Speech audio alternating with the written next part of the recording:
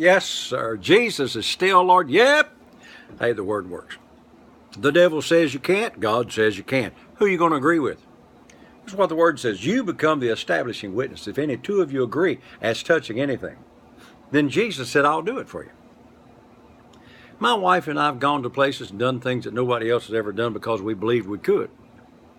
I went to Cuba back, 10 years ago when nobody could because I believed I could. Flew my own plane down there, ministered all over the island, helped lots of people.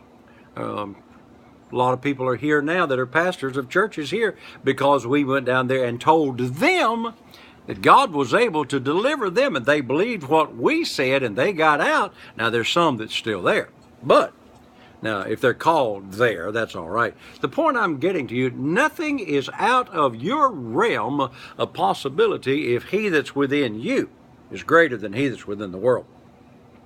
I quoted this the other day, and I want to go back to it. Psalm 112 says, my heart is fixed. I shall not be afraid of evil tidings. Evil tidings is, you can't do that, you're too old. Evil tidings is, you can't do that, you don't have enough money. Evil tidings is, you can't do that because you're not gifted and you're not an eloquent speaker. Evil tidings is, you don't have the equipment. Hey, 3.5 years ago, God told me to start doing this little daily thing. I said, I can't do that.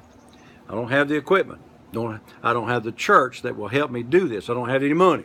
I can't do that. God said, what do you have? Well, at the time I had my telephone in my hand. He said, well, use that. And I said, what?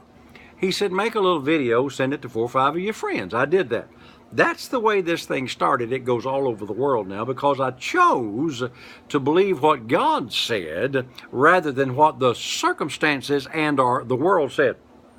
I go back to a statement of my old friend who's gone to be with the Lord now, Charles Capps. We were very close, great guy. He said he had built a series of houses. Market got off and they wouldn't sell. And he was praying one day. He said, Lord, those houses I built over there, they're not selling. He said, God interrupted my prayer and said, Charles, who told you that? And he said, well, the circumstances. They've been on the market for 6 months. They're not selling. And God said, who's in charge of the circumstances? He said, well, I guess the devil is.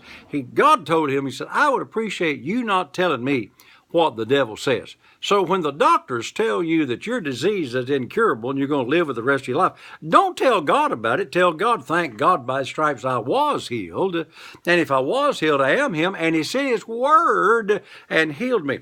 Quit looking at your limitations and looking at he that's within me, which is greater than he that's within the world. See, there was a multitude to feed. Jesus said when they came to him, what are we going to do? They can't go to town. He said, what are you going to do? They said, well, there's not enough.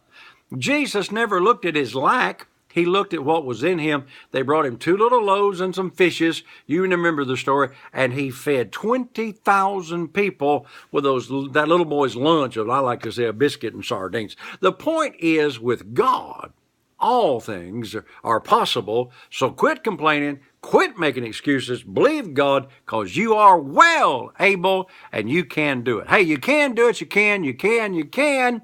Believe it, receive it. And until I'm with you tomorrow, saints, remember, hey, Jesus is Lord. Thank God the word works.